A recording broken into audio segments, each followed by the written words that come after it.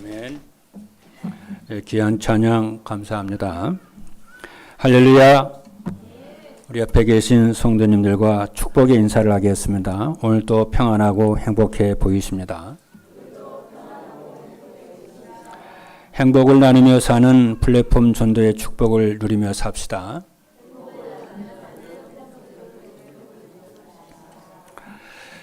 하나님께서는 지난 주일에 플랫폼 전도를 위해 알아야 할 것이라고 하는 말씀을 주셨습니다. 눈에 보이지 않는 악한 영인 사단이 존재한다는 것을 알아야 한다고 했습니다. 그리고 세상 임금인 사단은 하나님을 모르는 사람들을 다스린다고 했습니다.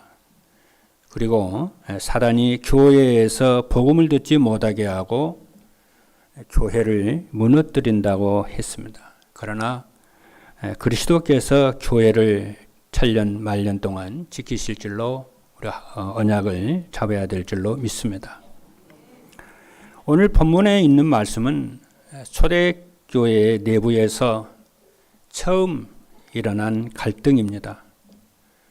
그 내용은 교회 안에 헬라파 유대인과 히브리파 유대인들 두 부류의 사람들이 있었습니다. 이 사람들은 그리스도를 믿는 한 성도였습니다. 그런데 헬라파 과부들이 구제에서 소외되는 일이 일어났어요. 고대 사회에서는 국가의 복지 정책이 발달하지 못해서 고아와 가부들이 굉장히 어려운 처지에 있었습니다. 지금은 국가의 복지 정책이 많이 좋아져서 이렇게 어려운 사람들이 넉넉하지는 않지만은 그래도 생활할 수 있도록 국가 복지 정책이 많이 좋아졌어요. 그래서 성경의 말씀을 보면은 교회에 그래서 그 과부들, 가난한 자들을 구제할 것을 성경은 말씀을 하고 있었어요. 그러자 이제 초대교회도 그렇게 했었는데, 이렇게 이제 교회 안에 이제 헬라파 이렇게 유대인들 그리고 히브리파 이 유대인들 이게 다 예수 믿는 사람들이죠. 교회 안에도 돌아왔죠. 그래서 이제 이 문제로 인해서 교회 안에 갈등이 생기니까 사도들이 우리가 말씀 전하는 것과 기도하는 것을 제쳐놓고 구제를 일삼는 것이 합당치 않다면서 성도들 중에 7명의 신실한 일꾼들을 세웠어요. 이렇게 말을 하는 것은, 사도들이 이렇게 말하는 것은 말씀 전하는 것과 기도하는 본질적 사명을 소홀히 여겼다는 것이 아닙니다. 사도들의 사명이 말씀 전하는 것과 기도하는 것이 가장 본질적이라는 것을 아는 사람들입니다. 그거 놓치면은 뭐 아무것도 아니죠. 목회자의 가장 중요한 본질적 사역은 말씀 전하는 것과 기도하는 거예요. 그래서 우리 사도들이 말씀 전하는 것과 기도하는 일도 잘 해야 되겠고 또 구제하는 일도 잘해야 되겠기에 평신도 중에 7명을 세워서 이 구제하는 일을 맡겼으면 좋겠다. 이렇게 이제 사도들이 그 교회 안에 중직자들, 대표되는 사람들을 전부 모아놓고 이렇게 얘기를 했어요. 그러니까 교회가 맞다는 거예요. 너무 좋아하는 거예요. 그래서 7명의 중직자들을 세워서 안수해서 교회 안에 있는 그 구제를 치리를 맡겼어요. 맡겼더니 교회가 크게 말씀이 더 흥황하고 성령의 역사가 더 일어나서 많은 사람들이 예루살렘의 제자들이 수가 더 많아졌다고 결과로 성경은 말씀을 하고 있습니다. 그래서 오늘 메시지의 제목은 플랫폼 전도를 위해 필요한 일꾼이라고 하는 말씀을 통해서 여러분과 함께 은혜를 받기를 원합니다. 첫 번째입니다. 플랫폼 전도를 위해 필요한 일꾼은 어떤 사람인가? 세 가지인데 첫 번째입니다. 교회 안에서 연약한 성도들을 돌봐줄 수 있는 일꾼입니다. 여러분도 잘 알고 있지만은 세상에는요, 인사가 만사라고 하는 말이 있어요. 적재적소에 적당한 사람을 쓰는 것이 만사를 형통하게 한다는 거죠. 그리고 동서고금을 막론하고 인재를 선택하는 기준이 4가지였습니다. 여러분도 잘 아시는 대로 신원섭한 그러죠. 당나라에서 쓰던 일인데, 인재는, 일꾼은, 지도자는 몸이 건강해야 한다는 거예요. 그래서 미국은 사관학교가 5개가 있는데, 육군, 해군, 공군, 해안 경비, 이 5개의 사관학교가 있는데 비만인 사람은 들어가지를 못합니다. 그리고 언입니다. 언은 뭐냐면은 지도자는 말이 분명하고 바른 말을 할 줄 알아야 된다는 것입니다. 그리고 우리가 학교 가면 늘 이렇게 말하는 거 공부하잖아요. 글 쓰는 거 공부하잖아요. 또 발표하는 거 공부하잖아요. 그렇죠. 말을 힘있게 잘할 수 있어야만이 지도자가 되는 거죠. 그리고 서입니다. 서는 글 쓰는 거잖아요. 그래서 글이 아름답고 힘이 있어야 되는 거예요. 지도자는요. 그래서 대학 입학할 때 그래서 논술을 잘 쓰잖아요. 논술. 지도자가 글을 쓸 줄 모르면 어떻게 사람들을 이렇게 합니까? 끌고 갑니까? 그래서 일기 써라, 뭐 써라, 자꾸 글 쓰는 거 연습을 시키는 거예요. 이게 아무것도 아닌 것 같아도요, 그게 의미가 있단 말이에요, 그게. 그리고 판입니다. 판은 판단이 뛰어나고 논리가 분명해야 한다는 거죠. 그러면은, 교회의 그리스도의 몸인 교회의 일꾼은 어떤 사람이어야 된다고 여러분 생각하십니까? 기준이 있어요. 교회 일꾼이요. 성경에서 말씀하시는 기준이 있어요. 오늘 본문에도 나옵니다마는 교회 일꾼의 기준은 성령과 지혜와 믿음이 충만하고 칭찬 듣는 사람이라야지 그게 교회의 일꾼의 기준입니다. 성령 충만이요. 믿음 충만이고 지혜 충만이고 칭찬 듣는 사람이 교회 일꾼의 기준입니다. 그리고 오늘 본문의 사도행전 6장 3절의 말씀을 보니까 형제들아 너희 가운데서 성령과 지혜가 충만하여 칭찬 듣는 사람 7을 택하라 그러죠. 또 사도행전 6장 8절의 말씀을 보니까 사도 스데반을 얘기를 하면서 하는 얘기예요. 은혜가 권능이 충만하여 그랬어요. 은혜가 충만했다는 거예요. 그리고 권능이 충만했다는 거예요. 또 믿음이 충만했다는 거예요. 스데반을 얘기할 때 그렇게 얘기를 해요. 이것이 교회 일꾼의 기준입니다. 그런 사람은요, 교회에서 육신적으로 홀로 서기가 안 되어서 도움이 필요한 사람들을 도울 수 있습니다. 교회에서 경제적으로 홀로 서기가 안 되어서 도움이 필요한 사람도 도울 수 있을 만큼 하나님이요 함께 하십니다. 그리고 교회에서 경제적으로 그리고 교회에서 영적으로 홀로 서기 안 되어 도움이 필요한 사람도 도울 수 있습니다. 이 말을 종합해서 말을 해 보면은 지혜와 교회 일꾼은 지혜와 믿음과 은혜가 충만한 사람이다. 그래요. 이거 없으면 교회 일꾼 못 됩니다. 끝까지 못 갑니다.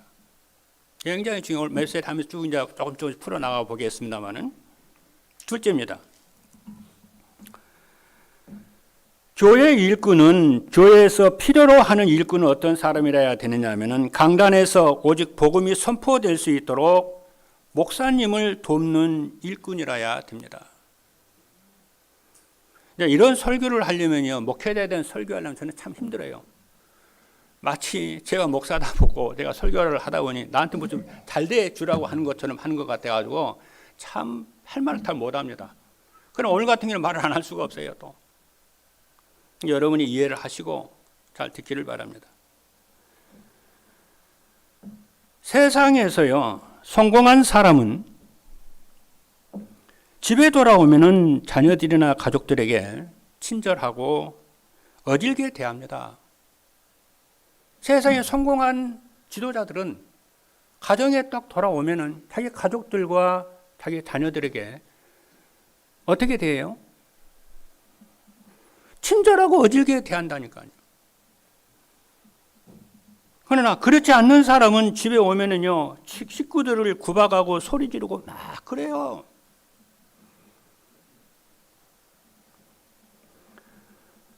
그리고 세상에서 성공하고 존경받는 중직자 있죠. 장로님, 권사님, 안수리사 이런 사람들이 세상에 성공한 사람도 있을 거 아니에요. 권사님, 예수 믿는 사람들 중에도. 세상에서 존경을 받고 성공하는 교회 중직자들은 교회에 오면은 목사님을 존경하고 협조하고 순종을 다 합니다. 왜 그런 줄 아세요?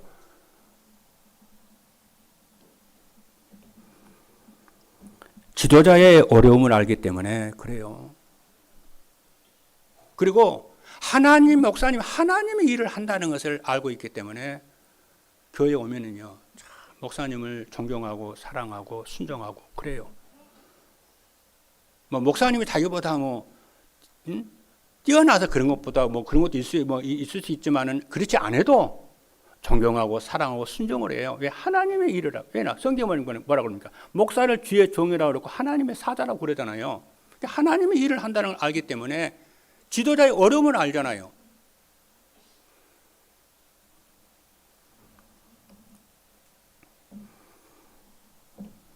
그렇지 않는 사람은요, 교회에 오면은 목사님 비난하고 괴롭히고 시비하고 막 그럽니다. 당에 열면 막 비난하고 싸움 걸어오고 막 그래요.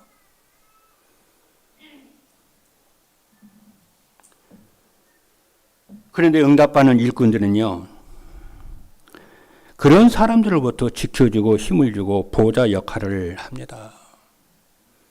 그래서 중직자를 세우는 거예요. 로마서 12장 2절에 보니까 베베는 여러 사람과 나의 보호자가 되었음이라 그랬어요. 사도 바울의 고백입니다. 베베는 나의 보호자와 여러 사람의 보호자가 됐다는 거예요. 그것은 자존심 상하는 게 아닙니다. 그게 하나님의 일을 하는 방법이에요. 병든 자와 낙심자와 새신자를 찾아가 힘을 주는 동역자입니다. 동역자 일을 해요. 그렇죠. 로마서 16장 3절에 보니까 너희는 그리스도 예수 안에서 나의 동역자들인 브리스가와 아굴라에게 문하라라. 나의 동역자, 바울의 고백, 바울이 나의 동역자라는 게 브리스길 아굴라 부부는 얼마나 소중한 얘기입니까? 여러분 어디 회사에 가든지 어디 가든지 동역자가 되기를 바랍니다. 반대하고 해치고 그렇죠. 그러지 말고 동역자가 되어주세요. 보호자가 되어주세요. 지도자의 보호자가 되세요. 회사에서도 마찬가지예요.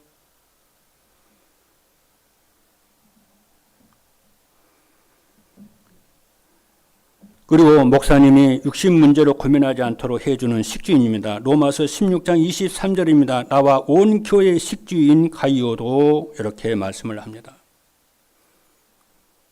셋째입니다. 성도들을 위해 기도하며 말씀으로 성도들의 문제에 답을 주는 목회자입니다. 목회자는 뭐냐? 성도들의 모든 사람들이요, 자기들의 문제를 가지고 나오잖아요. 예배를 나오잖아요.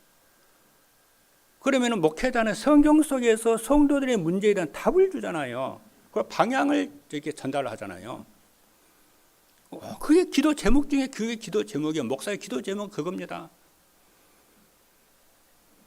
그가 왜 그러냐면요. 그렇기 때문에 교회 일꾼의 교회 중직자의 제1되는 사명이 무엇이냐면은 목회자가 오직 복음을 전할 수 있도록 돕고 협조하는 거예요. 그게 제1 사명입니다. 중직자의. 그 왜 그러냐면요. 교회의 제1 사명은 예배입니다. 그렇죠? 교회의 제1되는 사명이 예배, 하나님께 예배를 드리는 거예요. 제1사명, 1사명이에요, 이게요. 그 여러분 다 예배로 나오셨잖아요. 예배는 인간의 행위 중에 최고의 축복된 행위입니다. 인간의 영적 존재이기 때문에 하나님께 드리는 예배가 없으면요, 인간은 비참한 인생이 되어버리고 말아요. 예배는 하나님 만나는 시간이잖아요. 어떻게 하나님 만나는? 말씀을 통해서 하나님 만나는 잖아요. 그래서 우리 성도들은 예배자예요. 하나님을 예배하는 예배자, 여러분들은 예배자입니다. 그리고 하나님은 그 예배를, 여러분들의 예배를 받으세요. 우리의 예배를 받으십니다, 하나님은. 그렇죠? 그 믿음이 있어야 돼요. 그러면은 그 예배자와 예배를 받으시는 하나님 사이에 누가 있느냐 하면은 목사가 있어요. 설교자가 있어요.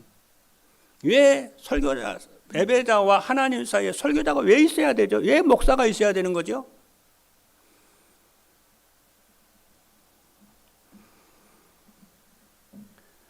목사가 하는 일은 설교자가 하는 일이 있습니다. 뭐냐면은 성도들이요, 구원과 성령과 은혜가 충만해가지고 감사와 찬송을 드릴 때에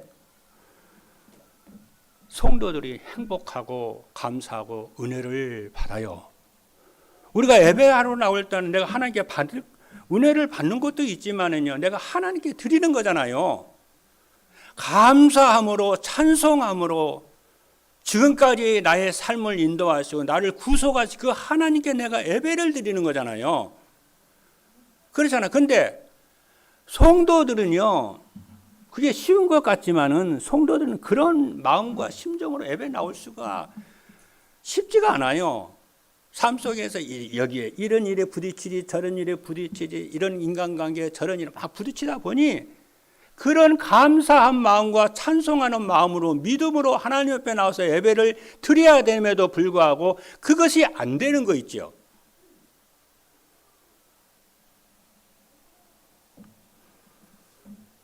그래서 그런 마음으로 하나님의 백성들이 하나님 옆에 나와서 예배 드릴 수 있도록 말씀을 통해서 힘을 주고 격려하고 언약 잡게 하고 기도하고 그러는 거예요. 그 일을 하라고 하나님이 목사를 세우셔서 예배 시간에 메시지를 하고 은혜를 끼치고 한단 말이죠. 그렇잖아요. 여러분 학교 가면 학생들로 하여금 그렇죠. 수학, 영어, 지리, 사회, 가르치는 선생이 있어야 이 아이의 지식이 자꾸 늘잖아요.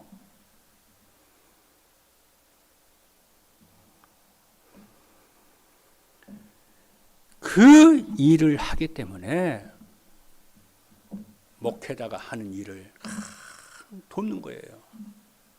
그걸 알아요.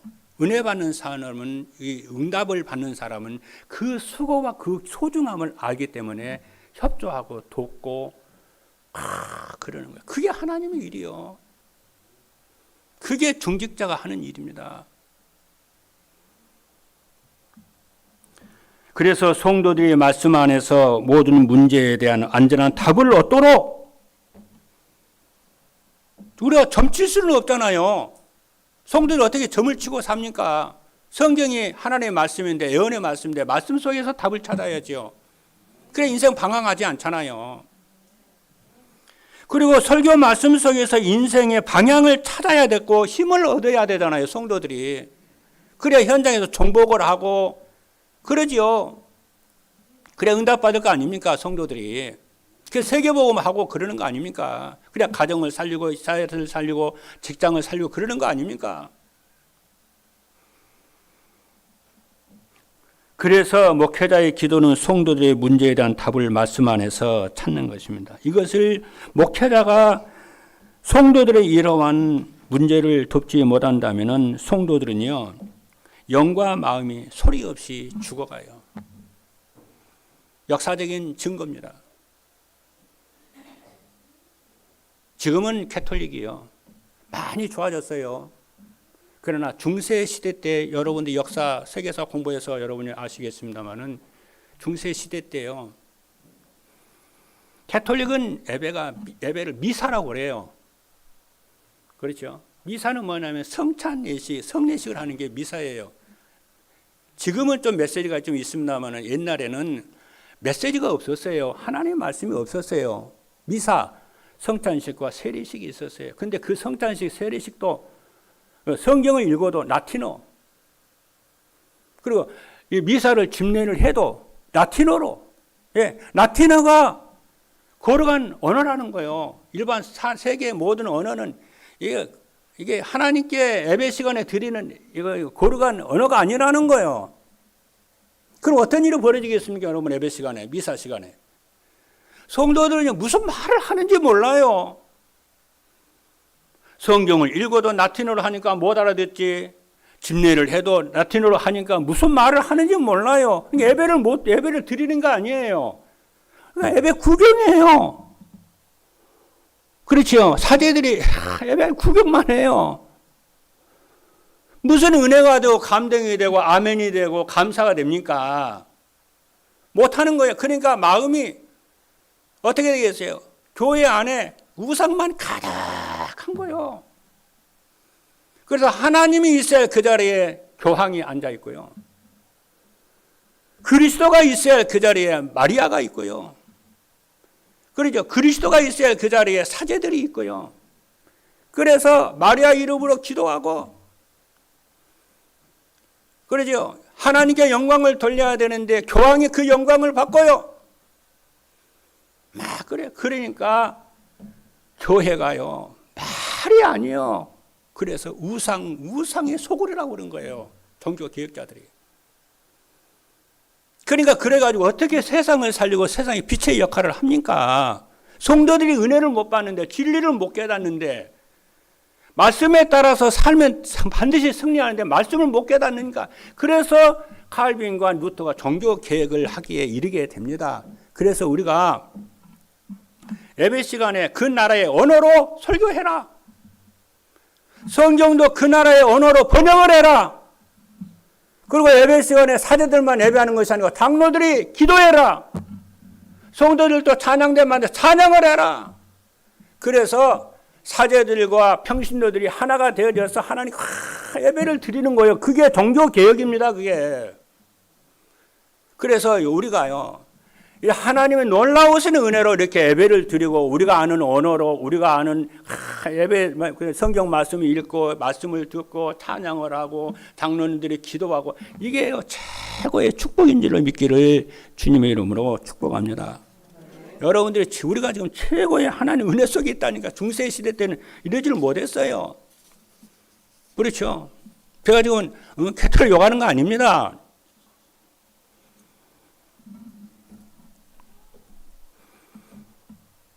저는 캐톨릭을 귀하다고 생각을 해요. 둘째입니다. 플랫폼 전도를 위해 필요한 일꾼이 되려면 어떻게 해야 되느냐면은, 첫째입니다. 플랫폼 전도를 위해 주신 영원한 언약을 붙잡아야, 영원한 언약을 붙잡아야 돼요. 아멘입니까, 여러분? 언약을 잡기를 주님의 이름으로 축복합니다. 이 언약은 영원한 언약이 안 망해요. 여러분, 성경 66권에서 가장 중요한 말이 임마누엘입니다. 하나님이 나와 함께 하시는 거예요. 이 축복을 누리시기를 주님의 이름으로 축복합니다. 하나님이 우리와 함께 하심을 누리면은 성도들에게는 어떤 것도 문제가 되지를 않습니다. 그 하나님이 우리와 함께 하시는 비밀이 한 단어가 있는데 그 단어가 예수 그리스도인 줄로 믿습니다. 여러분, 그래서 기독교를 뭐라고 하면 예수교, 기독교라고, 그게 예수교라 그 말이에요. 예수를 믿어야 된다는 거예요. 아멘입니까? 예수가 여러분과 저를 위해 십자가에 죽으시고 구원하시고 우리와 함께 하시고 우리 인생의 모든 문제를 해결하신 분이 예수 그리스도인 줄로 믿기를 주님의 이름으로 축복합니다. 율법 붙잡는 게 신앙생활 아닙니다. 율법은 하나님 말씀이잖아요. 율법 붙잡는 건, 신비주의 붙잡는 게 신앙생활 아니에요. 예수가 그리스도이심을 붙잡는 것이 신앙생활입니다. 그럴 때에 저주 재앙이 끝나버리는 거예요. 여러분 아멘입니까? 그리스도로 예수가 여러분 인생의 모든 문제를 해결하신 분이세요. 그럴 때에 저주 재앙이 끝나게 돼요. 어떤 사람은요, 예수를요, 20년, 30년 예수님을 믿었는데도 다 집안에요, 고난이 끊어지지를 않아요. 왜 그런 줄 아십니까? 예수가 그리스도 있음을 안 붙잡아서 그래요. 그 목사 책임입니다. 요한복음 19장 30절에 보니까 예수께서 신포도주를 받으신 후에 이르시되 다 이루었다 하시고 머리를 숙이니 영원히 떠나 가시니라. 예수님께서 그리스도께서 우리 인생의 모든 문제를 끝내셨어요. 다 이루셨어요. 죄 문제, 사도 문제, 운명 문제, 저주 모두 다 끝냈어요. 누가요? 예수가. 그래서 성경이 말하는 게 주 예수를 믿으라 그러잖아요. 그러면 너와 네 집이 구원을 얻으리라. 마태복음 11장에 말하는 수고하고 무거운 짐진 자들아 다 내게로 오라 그랬어요. 예수께 오라. 그러면 너희 마음이 쉼을 얻으리니 나는 마음이 온유하고 겸손하니라 그랬어요. 여러분 예수가 그리스도이심을 믿는 여러분 되기를 주님의 이름으로 축복합니다. 그래서 인생 모든 문제는 그리스도의 비밀을 알고 영접하면 끝납니다. 이 세상 모든 사람과 모든 현장에 하나님의 나라, 예수 누리면 하나님의 나라가 이루어져요. 내 현장에. 그 흑암이 무너집니다. 그리고 우리의 무능과 어떤 환경도 성령 충만 받으면 문제가 되지를 않습니다. 그래서 사도행전 1장 8절에 보니까 오직 성령이 너희에게 마시면 너희가 권능을 받고 예루살렘, 유대, 사마리아 땅끝까지 이르러 내 증인이 되리라 그랬어요. 둘째입니다. 첫 번째는 영원한 언약을 붙잡아야 되고요. 두 번째는 플랫폼 전도를 위해서 체험해야 할 성령 충만을 체험해야 됩니다. 여러분, 구원받은 저와 여러분 구원을 받았잖아요. 우리는 안 망합니다. 하나님 우리와 함께 하십니다. 그래서 구원받는 성도가 매일 가장 먼저 체험해야 할 것이 뭐냐면요, 성령 충만이고 성령 충만을 지속하는 거예요. 여러분 이 말이 굉장히 중요한데 여러분 왜 기도하십니까? 기도의 목적이 뭘까요? 기도 행위가 아닙니다. 우리에게 기도 행위를 하라고 우리에게 기도하라가 아니에요. 기도의 목적이 무엇이냐면 성령 충만입니다. 여러분 성령 충만을 위해서 기도를 하셔야 돼요. 저는 어제 저녁에 되어 설교 온거지를 다 준비를 하고요. 한 2시쯤 됐나요? 피로가 막 연습을 하더라고요. 자고 싶어가지고. 그래서요, 밖에 창문을 열고요, 심호흡을 크게 하고요, 한 20번 하고요. 이게 내가 몸이 살아나더라고요. 그래서요, 기도를 한 30번 하고요, 잠을 잤어요. 그 기도하는 시간은 무슨 시간이냐? 오늘 예배 시간을 놓고 성령의 충만함을 놓고 기도했어요. 오늘 아침에도요, 성령의 충만함을 위해서 기도했어요. 그래서 성령을 충만하게 받았어요. 하나님 성령의 충만함을 주옵소서. 내 생각과 마음과 영혼 속에 성령의 충만함을 주시고 오늘 예배에 참석하는 모든 성도들에게 성령의 충만함으로 역사해 주옵소서. 여러분 우리는 성령의 충만함을 받아야 돼요. 하나님 성령 충만, 하나님 충만이거든요. 그리스도 충만이거든요. 성령의 충만함을 받아야 돼요. 종교에서는 마음을 비우라고 그러잖아요. 여러분 인간은 마음을 비우면 살 수가 없어요. 마음을 비우면 허전해요. 슬퍼요. 우울증이 와요. 인간은요. 인간은 뭔가를 인간의 마음이 뭘 채워야 돼요. 그래야 인간은 살아납니다. 왜 우울증 오는데? 왜 자살하는데요, 사람이요? 마음이 허전해서 그래요. 슬퍼서 그래요. 우울해서 그래요. 인간은요. 인간은 채워야 돼요. 뭘 채워야 돼요? 하나님으로 충만하게 채워야 돼요. 그리스도로 성령으로 충만해야 돼요. 말씀으로 충만해야 돼요. 인간은요. 그러니까 그래서 예수님이 예루살렘을 떠나지 말고 아버지의 약속하신 성령의 충만함을 받으라고 그런 거예요. 인간은요. 여러분 성령 충만 받으시기 바랍니다. 여러분의 인생 삶 속에서 잘 안 되는 분이 계시죠. 힘든 거 있죠. 능력 있고 착하고 열심히 사는데도 안 되는 분이 있죠. 있어요. 그런 사람, 그럴 수 있어요. 창피한 거 아니에요. 수치스러운 거 아니에요. 깨달으면 돼요. 여러분 매일 말씀을 강단 말씀을 듣고요. 기도하는 시간 가지세요. 성령의 충만함을 받으세요. 내가 성령이 충만해질 때까지 기도를 하세요. 저는 그렇게 해요. 하나님은 우리에게 기도 행위라고 하는 큰 무거운 짐을 주지를 않았잖아요. 기도할 때만 여러분 성령의 충만함을 달라고 성령 임할 때까지 충만함 임할 때 기도하시라니까요. 그러면 성령이 쫙 자기가 느껴져요.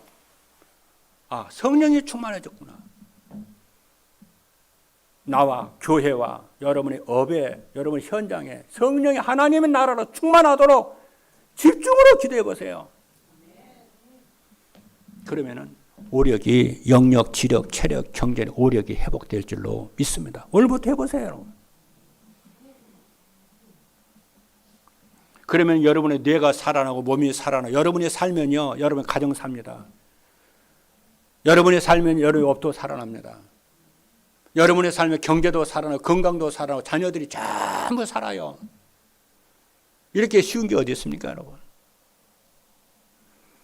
성령 충만 받는 여러분 되기를 주님의 이름으로 축복합니다. 그래서 특별히 성도 여러분과 우리 후대들요, 하루에 2차례씩 성령 충만 받으세요. 아침과 밤에요. 그 목사님 그게 성경적이니까 제가 보기엔 그게 성경적이에요. 왜냐, 구약 성경을 보면요, 제사 얘기를 쭉 하면서요, 그렇죠?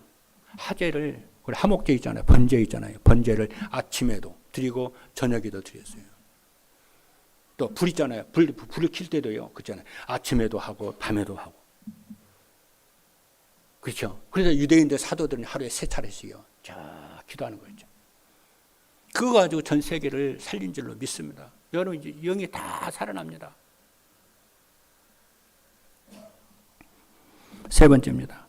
플랫폼 전도를 방해하는 사단의 실존을 알고 깨어 기도합니다. 에베소서 6장 11절을 보니까 마귀의 관계를 능히 대적하기 위하여 하나님의 전신 갑주를 입으라. 우리의 씨름은 혈과 육에 대한 것이 아니요 하늘에 있는 악의 영들을 대함이라. 사단은 복음 전하는 사람들을 핍박을 했습니다. 사단은 복음이 희미한 성도들을 찾아 넘어뜨렸습니다. 사단은 복음이 오지게 될 때 두려워하며 떠나가게 되는 줄로 믿습니다. 그래서 에베소서 6장 13절로 18절에 보니까 그러므로 하나님의 전신 갑주를 취하라. 안전무장하라 그 말이에요. 이는 악한 날에 너희가 능히 대적하고 모든 일을 행한 후에 서기 위함이라 그랬어요. 마지막 세 번째입니다. 플랫폼 전도를 위해 필요한 일꾼이 일어나면은 어떻게 되느냐. 첫째입니다. 교회 안에 갈등이 사라지고 원네스가 됩니다. 왜냐하면 교회 안에 성령과 은혜와 믿음과 충만한 일꾼이 일어나기 때문에 교회가요, 갈등이 사라져버려요. 그리고 전 교회가요, 원네스가 돼요. 어느 정도로 원네스가 되나? 교회 안에 불평불만이 사라집니다. 교회가요, 원네스가 되고요. 그래, 왜 그러냐면은 교회가 가정처럼 평안하고요, 카페처럼이요. 재미가 있어요. 여러분 카페 가면요, 친한 친구들끼리 차 마시면서 도란도란 얘기하잖아요. 교회가 그게 하나님의 나라요. 그렇게 될 줄로 우리 임마누엘 교회가 그렇게 될 줄로 믿습니다. 둘째입니다. 현장에서 말씀 운동이 일어나며 제자가 세워집니다. 왜 그러냐면은 영원한 언약이신 그리스도와 하나님의 나라와 성령이 충만하고 하면은 사단이 무너지면은 현장에서 말씀 운동과 제자들이 막 일어납니다. 셋째입니다. 어둠의 세력이 떠나가고 하나님의 나라가 이루어집니다. 왜냐? 성도들이 주 안에서 그의 힘의 능력으로 강건하고 사단과 싸우지 않고 하늘에 있는 사단과 싸워서 승리하면은 반드시 여러분들은요, 모든 부분이 살아날 줄로 믿습니다. 그래서 언약 잡고요, 복음 안에서 성령의 충만함을 입는 여러분 되기를 주님으로 축복합니다. 할렐루야. 네, 기도하시겠습니다.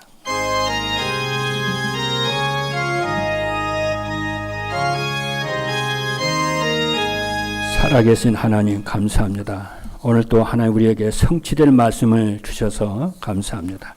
우리 모든 성도들이 성령이 충만하고 그리스도로 충만하고 하나님 나라가 충만하여 교회와 가정과 현장 살리는 필요한 일꾼들 다 되도록 축복하여 주옵소서. 살아계신 예수 그리스도의 이름으로 기도하옵나이다. 아멘.